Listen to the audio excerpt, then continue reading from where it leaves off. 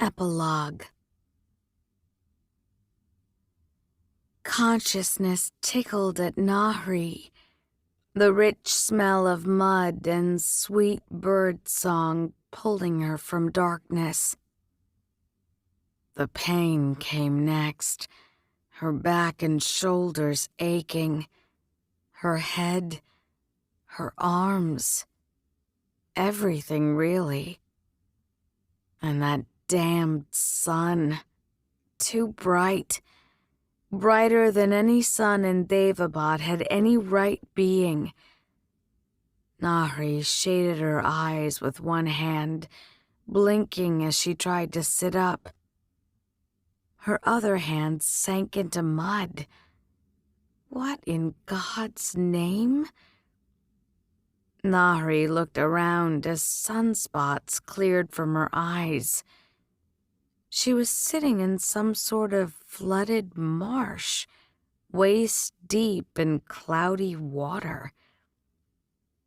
Just behind her was a grove of tall, bristling palm trees, scrubby greenery growing unchecked over a crumbling mud brick wall. Ahead was a wide river, its current languid as it stretched to flow across its floodplains. A narrow emerald band of greenery bordered the opposite bank, beyond which was desert, gleaming golden in the bright sun. Nahri stared at the river in utter incomprehension. She must have taken a blow to the head, because she would swear that it looked like... "No!" A familiar voice broke the still air, ending in a wail. "No!" Ollie. Nahri scrambled to her feet, aching all over. What was wrong with her healing abilities? The mud sucked at her legs, and she clambered past the marsh to firmer land. She caught sight of more ruined structures between the trees. A cracked pigeon coop and the bare brick outlines of what might have once been small homes. She pushed through a cluster of palm fronds.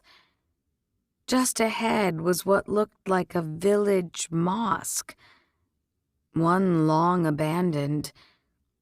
Its minaret was broken, its dome cracked open to the sky. Relief coursed through her.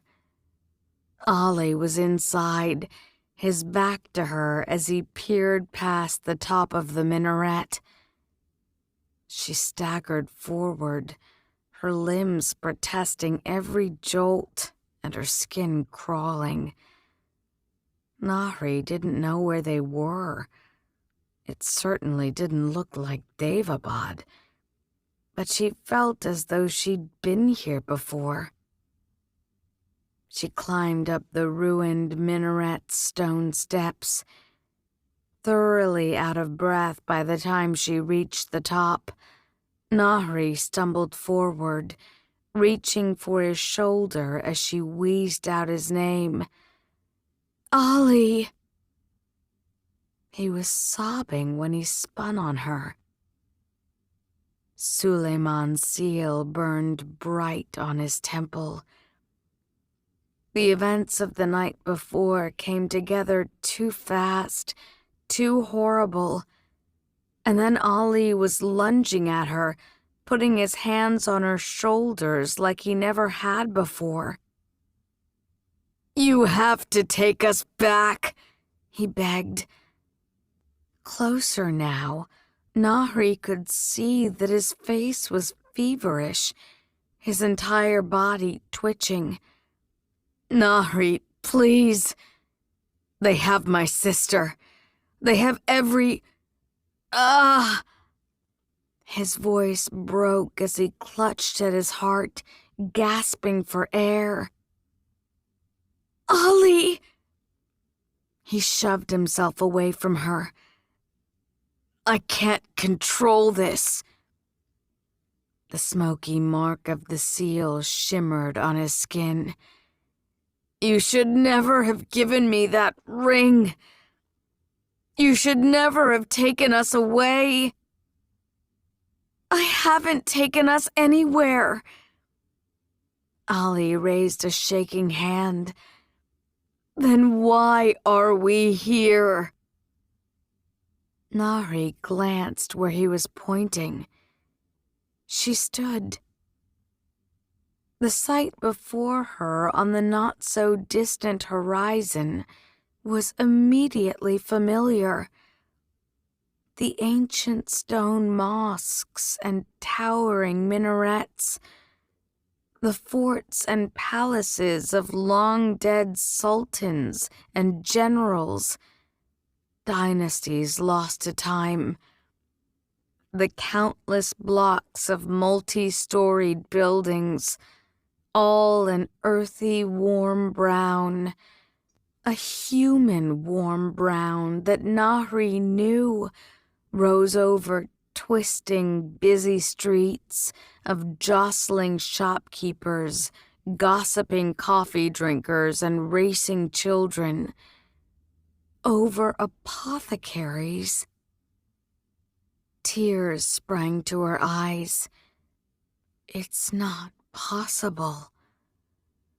Her gaze immediately darted from the city she'd have known anywhere to the swollen river at its banks, the river for which she'd been jokingly named by fishermen who'd plucked her out of it as a child.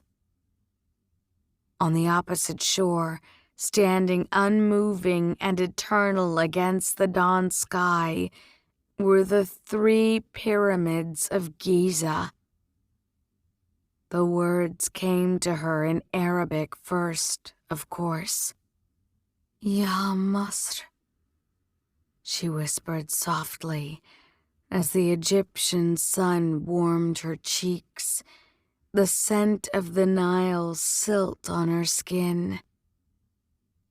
I'm home.